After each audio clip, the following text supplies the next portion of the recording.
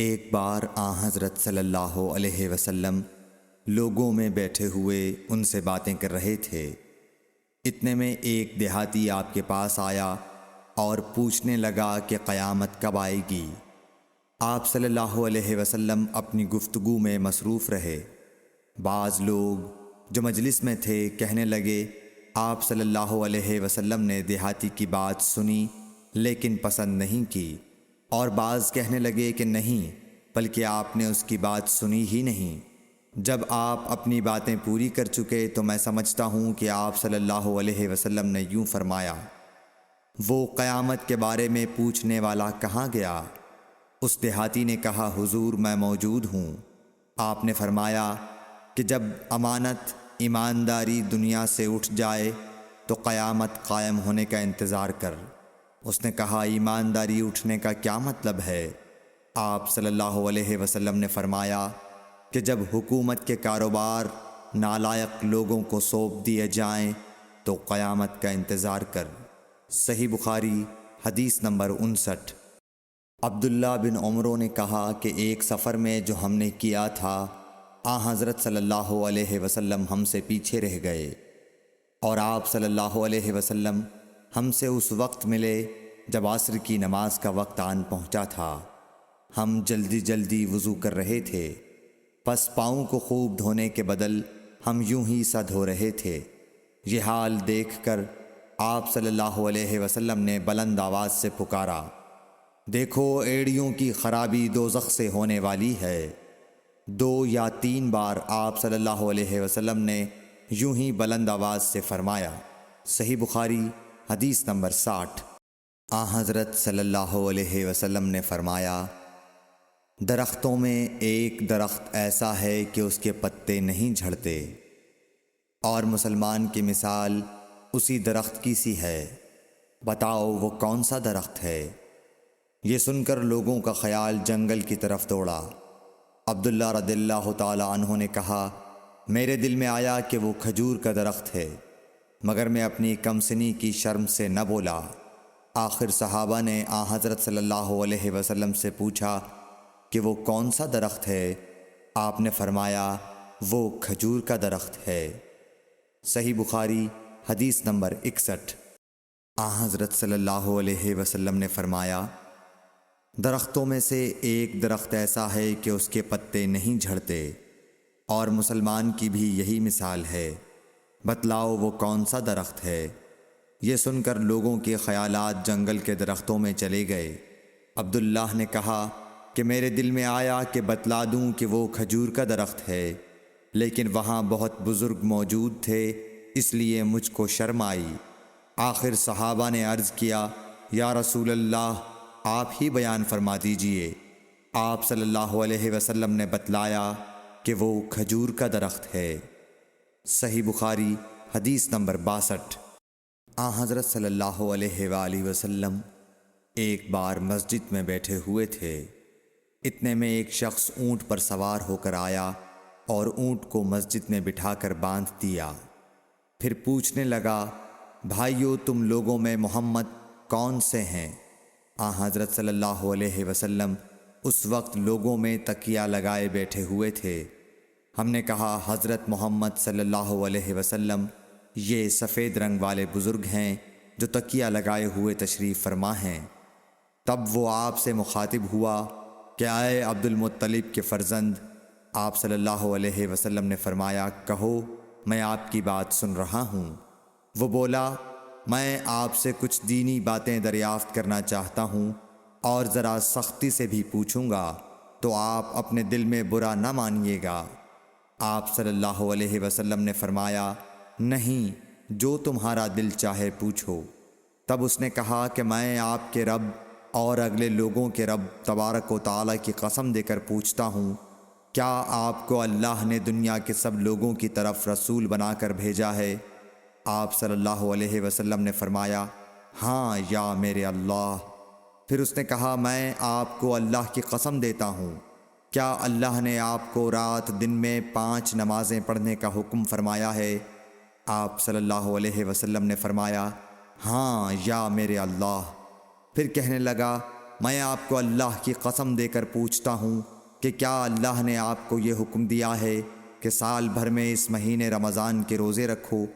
آپ صلی اللہ علیہ وسلم نے فرمایا، ہاں یا میرے اللہ۔ پھر کہنے لگا، میں آپ کو اللہ کی قسم دے کر پوچھتا ہوں کہ کیا اللہ نے آپ کو یہ حکم دیا ہے کہ آپ ہم میں سے جو مالدار لوگ ہیں ان سے زکوٰۃ وصول کر کے ہمارے محتاجوں میں بانٹ دیا کریں؟ حضرت صلی اللہ علیہ وسلم نے فرمایا، ہاں یا میرے اللہ۔ تب وہ شخص کہنے لگا، جو حکم آپ اللہ کے پاس سے لائے ہیں میں ان پر ایمان لایا، اور میں اپنی قوم کے لوگوں کا جو یہاں نہیں آئے ہیں بھیجا ہوا تحقیق حال کے لیے آیا ہوں۔ صحیح بخاری حدیث نمبر 63۔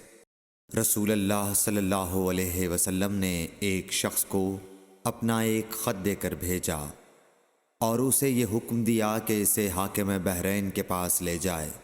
بحرین کے حاکم نے وہ خط کسریٰ شاہ ایران کے پاس بھیج دیا۔ جس وقت اس نے وہ خط پڑھا تو چاک کر ڈالا۔ راوی کہتے ہیں، اور میرا خیال ہے کہ ابن مسیب نے اس کے بعد مجھ سے کہا کہ اس واقعے کو سن کر رسول اللہ صلی اللہ علیہ وسلم نے اہل ایران کے لیے بد دعا کی کہ وہ بھی چاک شدہ خط کی طرح ٹکڑے ٹکڑے ہو جائیں۔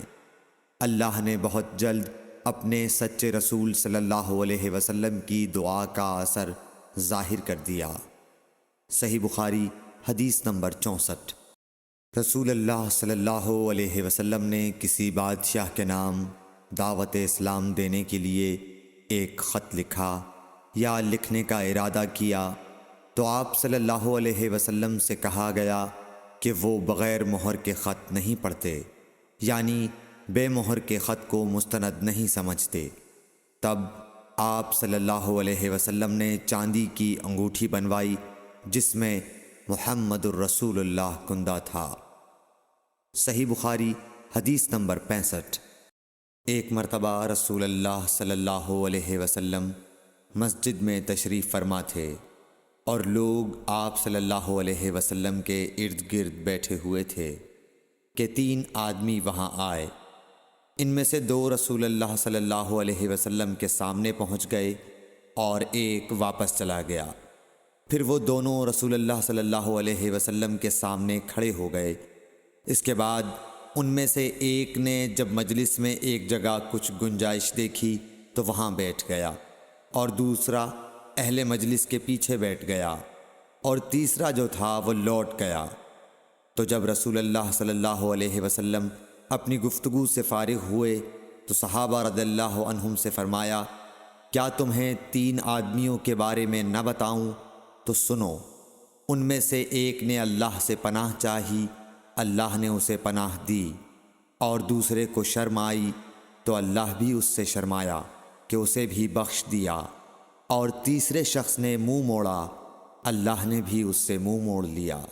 صحیح بخاری حدیث نمبر 66۔ رسول اللہ صلی اللہ علیہ وسلم اپنے اونٹ پر بیٹھے ہوئے تھے اور ایک شخص نے اس کی نکیل تھام رکھی تھی۔ آپ صلی اللہ علیہ وسلم نے پوچھا، آج یہ کون سا دن ہے؟ ہم خاموش رہے حتیٰ کہ ہم سمجھے کہ آج کے دن کا آپ کوئی دوسرا نام اس کے نام کے علاوہ تجویز فرمائیں گے۔ پھر آپ صلی اللہ علیہ وسلم نے فرمایا، کیا آج قربانی کا دن نہیں ہے؟ ہم نے عرض کیا، بے شک۔ اس کے بعد آپ صلی اللہ علیہ وسلم نے فرمایا، یہ کون سا مہینہ ہے؟ ہم اس پر بھی خاموش رہے اور یہی سمجھے کہ اس مہینے کا بھی آپ اس کے نام کے علاوہ کوئی دوسرا نام تجویز فرمائیں گے۔ پھر آپ صلی اللہ علیہ وسلم نے فرمایا، کیا یہ ذو الحجہ کا مہینہ نہیں ہے؟ ہم نے عرض کیا، بے شک۔ آپ صلی اللہ علیہ وسلم نے فرمایا، تو یقیناً تمہاری جانیں اور تمہارے مال اور تمہاری آبرو تمہارے درمیان اسی طرح حرام ہیں جس طرح آج کے دن کی حرمت تمہارے اس مہینے اور اس شہر میں ہے۔ پس جو شخص حاضر ہے اسے چاہیے کہ غائب کو یہ بات پہنچا دے، کیونکہ ایسا ممکن ہے کہ جو شخص یہاں موجود ہے وہ ایسے شخص کو یہ خبر پہنچائے جو اس سے زیادہ یاد رکھنے والا ہو۔ صحیح بخاری حدیث نمبر 67۔ رسول اللہ صلی اللہ علیہ وسلم نے ہمیں نصیحت فرمانے کے لیے کچھ دن مقرر کر دیے تھے، اس ڈر سے کہ کہیں ہم کبھی دخاطر نہ ہو جائیں۔ صحیح بخاری حدیث نمبر 68۔ آپ صلی اللہ علیہ وآلہ وسلم نے فرمایا، آسانی کرو اور سختی نہ کرو، اور خوش کرو اور نفرت نہ دلاؤ۔ صحیح بخاری حدیث نمبر 69۔ عبداللہ ابن مسعود ہر جمعرات کے دن لوگوں کو وعظ سنایا کرتے تھے۔ ایک آدمی نے ان سے کہا، اے ابو عبد الرحمن، میں چاہتا ہوں کہ تم ہمیں ہر روز وعظ سنایا کرو۔ انہوں نے فرمایا، تو سن لو کہ مجھے اس امر سے کوئی چیز مانع ہے تو یہ کہ میں یہ بات پسند نہیں کرتا کہ کہیں تم تنگ نہ ہو جاؤ، اور میں وعظ میں تمہاری فرصت کا وقت تلاش کیا کرتا ہوں، جیسا کہ رسول اللہ صلی اللہ علیہ وسلم اس خیال سے کہ ہم کبھی دخاطر نہ ہو جائیں وعظ کے لیے ہمارے اوقات فرصت کا خیال رکھتے تھے۔ صحیح بخاری حدیث نمبر 70۔ رسول اللہ صلی اللہ علیہ وسلم نے فرمایا، جس شخص کے ساتھ اللہ تعالی بھلائی کا ارادہ کرے اسے دین کی سمجھ عنایت فرما دیتا ہے، اور میں تو محض تقسیم کرنے والا ہوں، دینے والا تو اللہ ہی ہے، اور یہ امت ہمیشہ اللہ کے حکم پر قائم رہے گی، اور جو شخص ان کی مخالفت کرے گا انہیں نقصان نہیں پہنچا سکے گا یہاں تک کہ اللہ کا حکم قیامت آ جائے اور یہ عالم فنا ہو جائے۔ صحیح بخاری حدیث نمبر 71۔ عبداللہ بن عمر رضی اللہ تعالی عنہ کہتے تھے کہ ہم رسول اللہ صلی اللہ علیہ وسلم کی خدمت میں حاضر تھے کہ آپ صلی اللہ علیہ وسلم کے پاس کھجور کا ایک گابھا لایا گیا۔ اسے دیکھ کر آپ نے فرمایا کہ درختوں میں ایک درخت ایسا ہے اس کی مثال مسلمان کی طرح ہے۔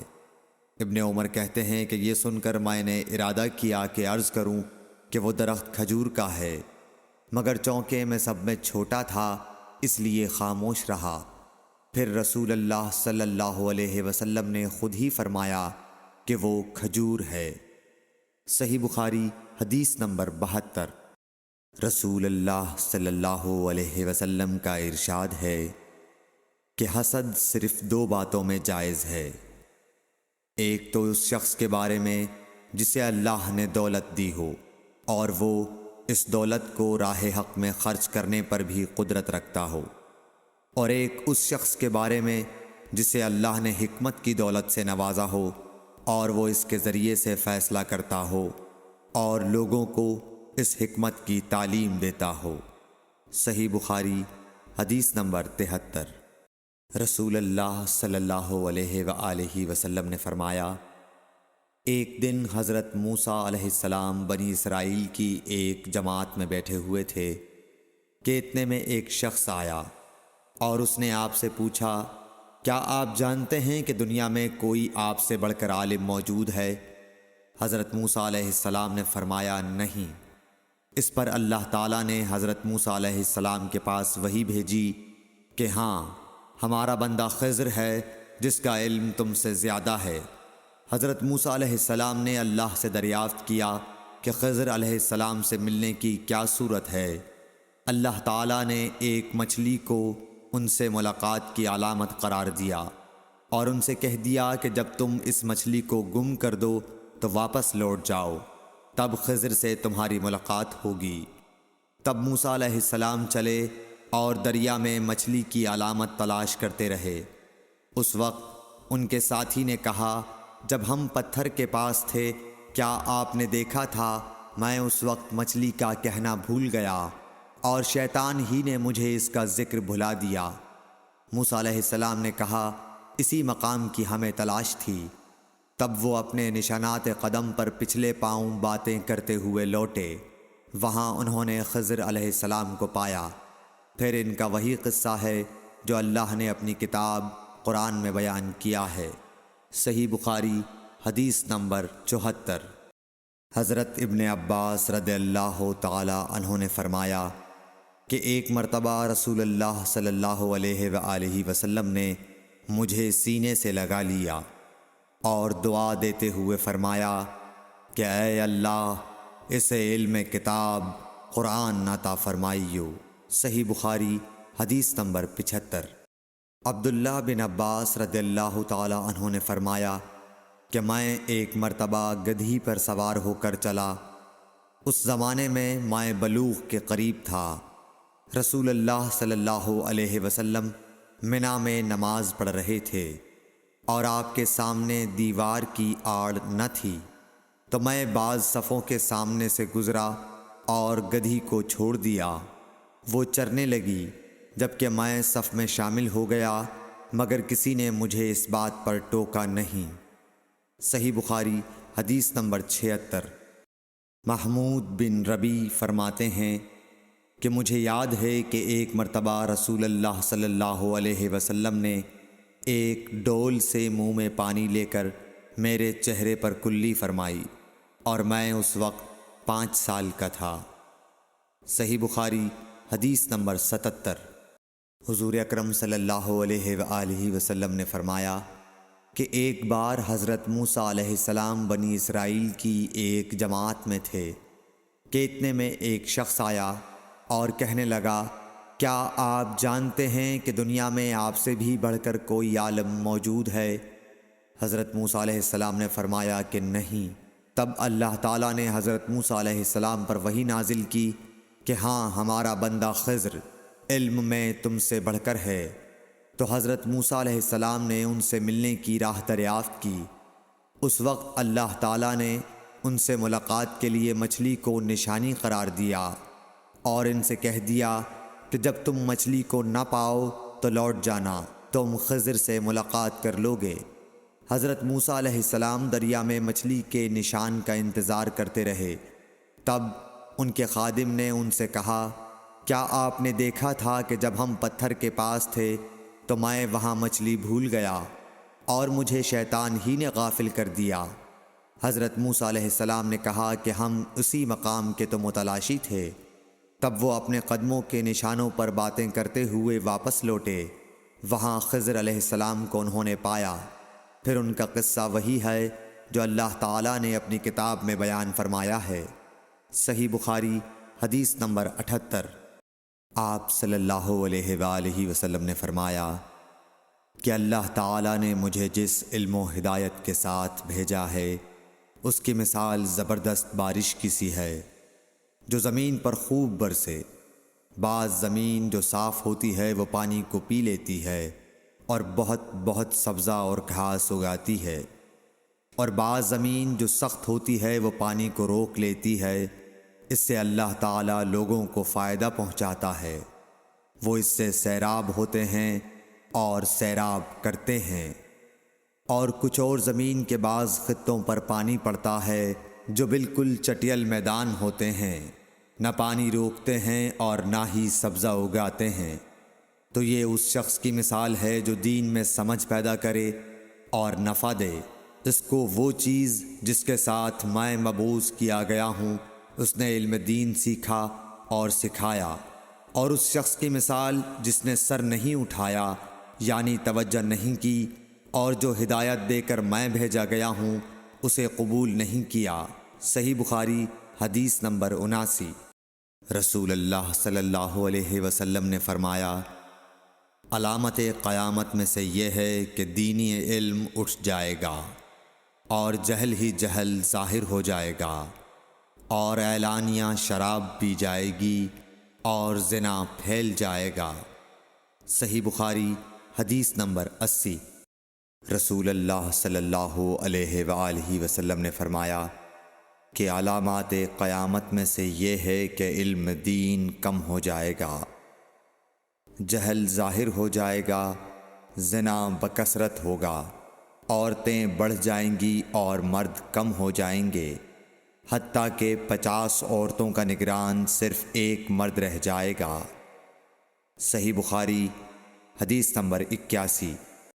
رسول اللہ صلی اللہ علیہ وسلم نے فرمایا کہ میں سو رہا تھا، اسی حالت میں مجھے دودھ کا پیالہ دیا گیا۔ میں نے خوب اچھی طرح پی لیا، حتیٰ کہ میں نے دیکھا کہ تازگی میرے ناخنوں سے نکل رہی ہے۔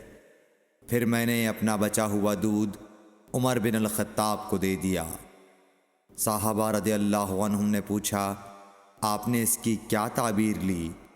آپ صلی اللہ علیہ وسلم نے فرمایا، علم۔ صحیح بخاری حدیث نمبر 82۔ حجۃ الوداع میں رسول اللہ صلی اللہ علیہ وسلم لوگوں کے مسائل دریافت کرنے کی وجہ سے منا میں ٹھہر گئے تو ایک شخص آیا اور اس نے کہا کہ میں نے بے خبری میں ذبح کرنے سے پہلے سر منڈا لیا۔ آپ صلی اللہ علیہ وسلم نے فرمایا، اب ذبح کر لے اور کچھ حرج نہیں۔ پھر دوسرا آدمی آیا، اس نے کہا کہ میں نے بے خبری میں رمی کرنے سے پہلے قربانی کر لی۔ آپ صلی اللہ علیہ وآلہ وسلم نے فرمایا، اب رمی کر لے اور پہلے کر دینے سے کچھ حرج نہیں۔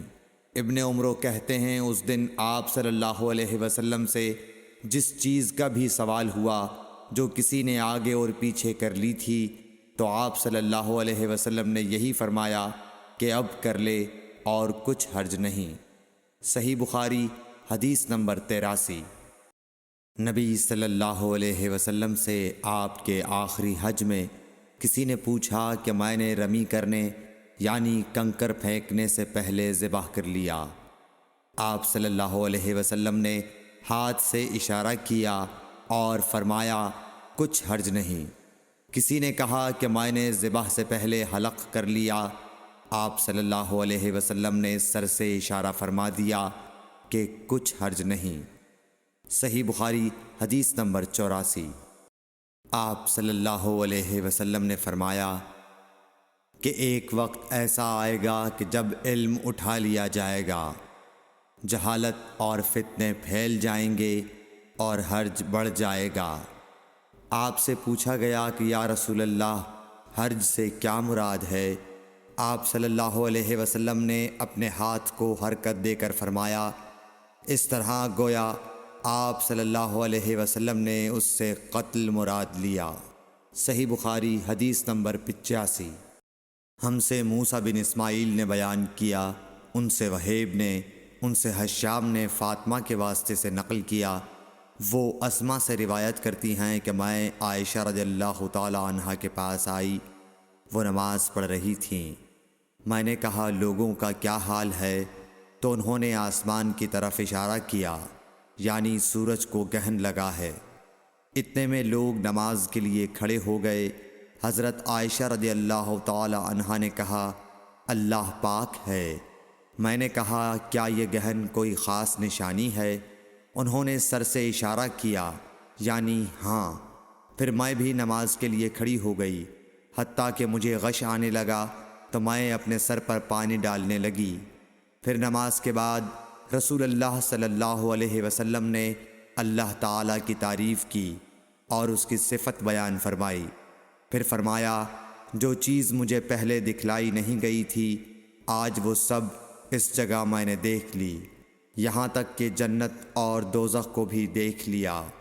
اور مجھ پر یہ وحی کی گئی کہ تم اپنی قبروں میں آزمائے جاؤ گے۔ مثل یا قرب کا کون سا لفظ؟ حضرت اسما نے فرمایا، میں نہیں جانتی۔ فاطمہ کہتی ہیں، یعنی فتنہ دجال کی طرح آزمائے جاؤ گے۔ کہا جائے گا قبر کے اندر کہ تم اس آدمی کے بارے میں کیا جانتے ہو؟ تو جو صاحب ایمان یا صاحب یقین ہوگا۔ کون سا لفظ فرمایا؟ حضرت اسما نے، مجھے یاد نہیں۔ وہ کہے گا، وہ محمد اللہ کے رسول صلی اللہ علیہ وسلم ہیں، جو ہمارے پاس اللہ کی ہدایت اور دلیلیں لے کر آئے، تو ہم نے ان کو قبول کر لیا اور ان کی پیروی کی۔ وہ محمد صلی اللہ علیہ وسلم ہیں۔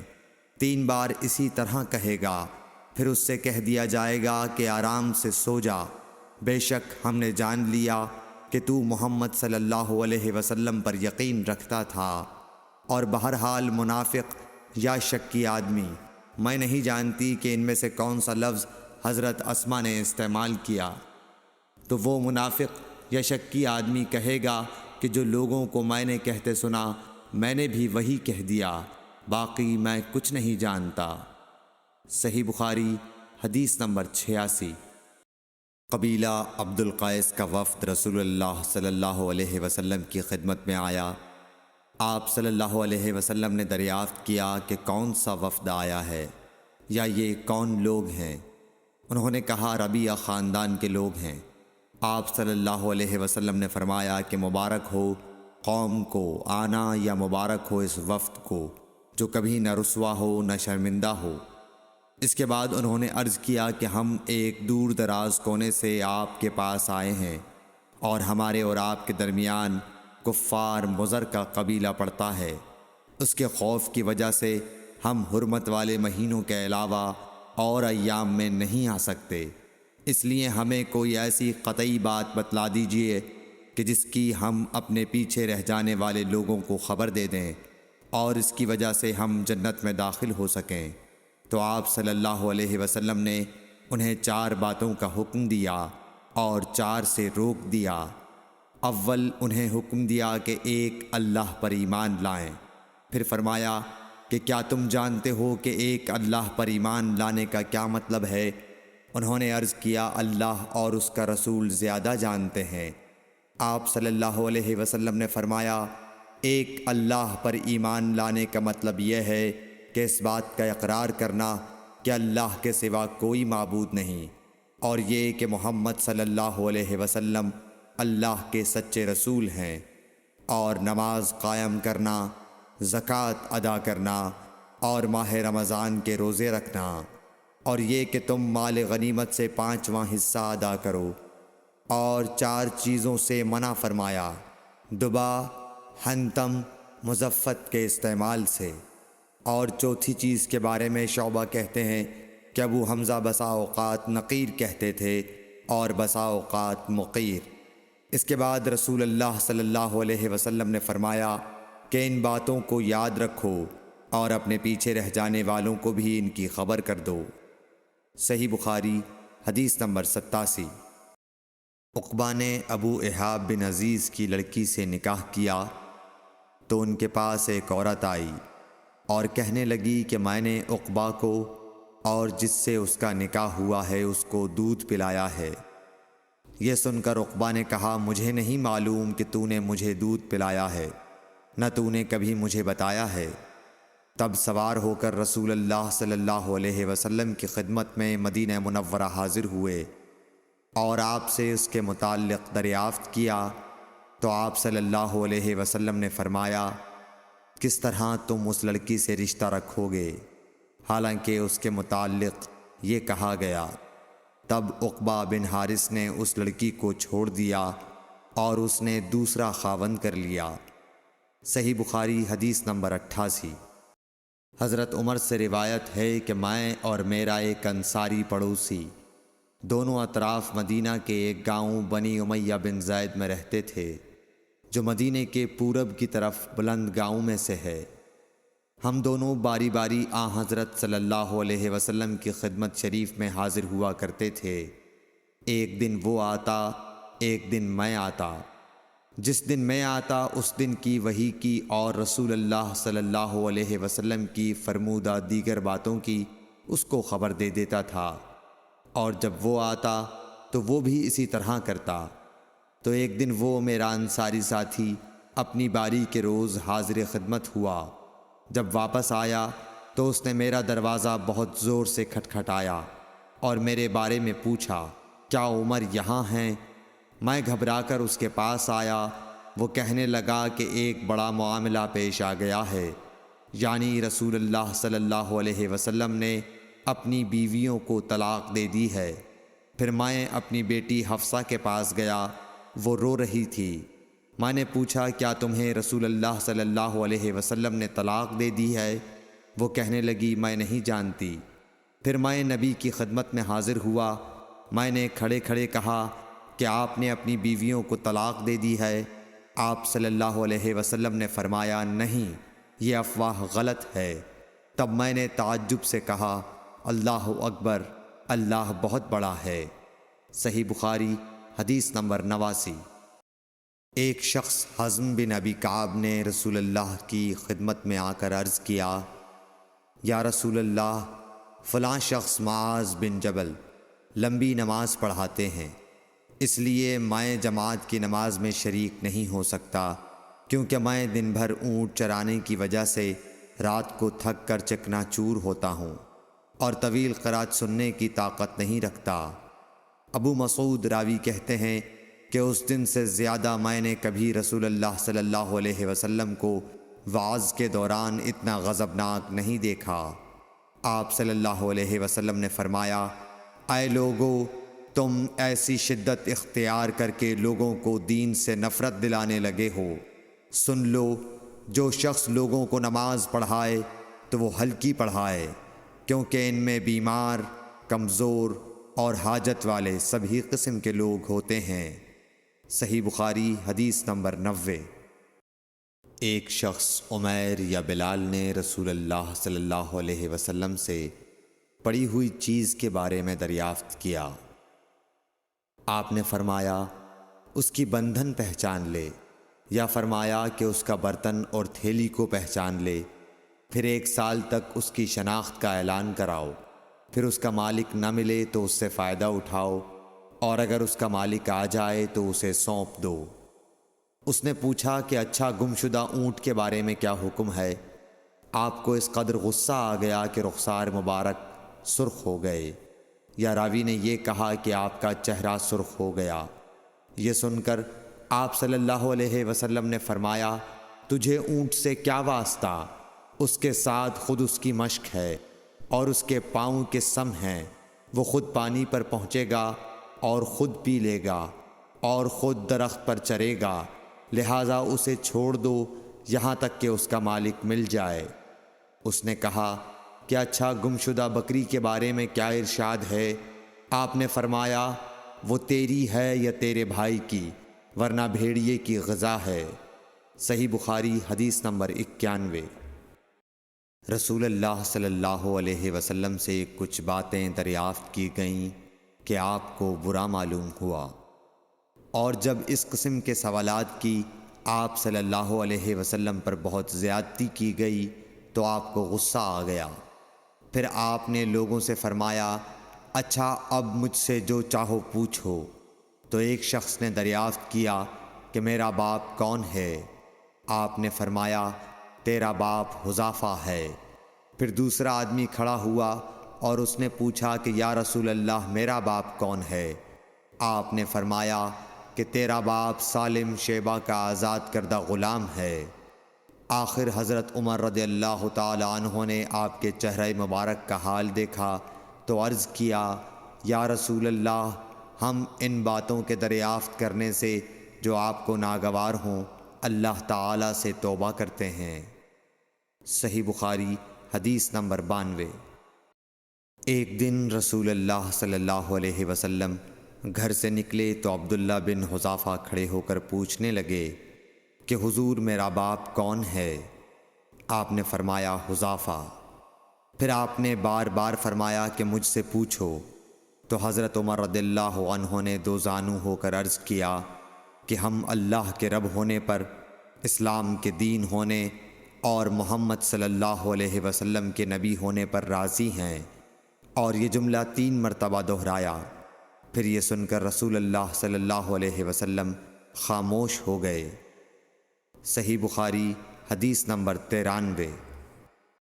نبی اکرم صلی اللہ علیہ وآلہ وسلم جب سلام کرتے تو 3 بار سلام کرتے، اور جب کوئی کلمہ ارشاد فرماتے تو اسے 3 بار دہراتے، یہاں تک کہ خوب سمجھ لیا جاتا۔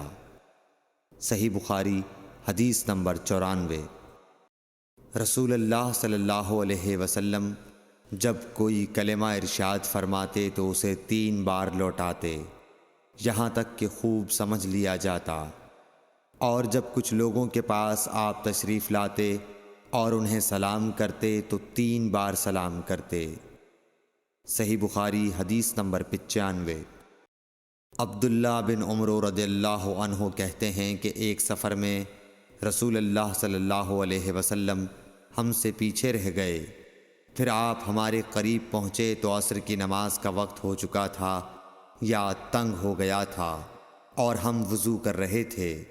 ہم اپنے پیروں پر پانی کا ہاتھ پھیرنے لگے تو آپ نے بلند آواز سے فرمایا کہ آگ کے عذاب سے ان ایڑیوں کی جو خشک رہ جائیں خرابی ہے۔ یہ 2 مرتبہ فرمایا یا 3 مرتبہ؟ صحیح بخاری حدیث نمبر 96۔ رسول اللہ صلی اللہ علیہ وسلم نے فرمایا کہ 3 شخص ہیں جن کے لیے دگنا اجر ہے۔ ایک وہ جو اہل کتاب سے ہو اور اپنے نبی پر اور محمد صلی اللہ علیہ وسلم پر ایمان لائے۔ دوسرے وہ غلام جو اپنے آقا اور اللہ دونوں کا حق ادا کرے۔ اور تیسرے وہ آدمی جس کے پاس کوئی لونڈی ہو جس سے شباشی کرتا ہے اور اس کو تربیت دے تو اچھی تربیت دے، تعلیم دے تو عمدہ دے، پھر اسے آزاد کر کے اس سے نکاح کر لے تو اس کے لیے دگنا اجر ہے۔ صحیح بخاری حدیث نمبر 97۔ نبی صلی اللہ علیہ وسلم ایک مرتبہ عید کے موقع پر مردوں کی صفوں میں سے نکلے اور آپ کے ساتھ بلال رضی اللہ تعالیٰ عنہ تھے۔ آپ کو خیال ہوا عورتوں کو خطبہ اچھی طرح نہیں سنائی دیا تو آپ نے انہیں علیحدہ نصیحت فرمائی اور صدقے کا حکم دیا۔ یہ واز سن کر کوئی عورت بالی اور کوئی عورت انگوٹھی ڈالنے لگی، اور بلال رضی اللہ تعالیٰ عنہ اپنے کپڑے کے دامن میں یہ چیزیں لینے لگے۔ صحیح بخاری حدیث نمبر 98۔ حضرت ابو ہریرہ رضی اللہ تعالیٰ عنہ نے عرض کیا، یا رسول اللہ، قیامت کے دن آپ کی شفاعت سے سب سے زیادہ سعادت کسے ملے گی؟ تو رسول اللہ صلی اللہ علیہ وسلم نے فرمایا، اے ابو ہریرہ، مجھے یقین تھا کہ تم سے پہلے کوئی اس کے بارے میں مجھ سے دریافت نہیں کرے گا، کیونکہ میں نے حدیث کے متعلق تمہاری حرص دیکھ لی تھی۔ سنو، قیامت کے دن سب سے زیادہ فیضیاب میری شفاعت سے وہ شخص ہوگا جو سچے دل سے یا سچے جی سے لا الہ الا اللہ کہے گا۔ صحیح بخاری حدیث نمبر 99۔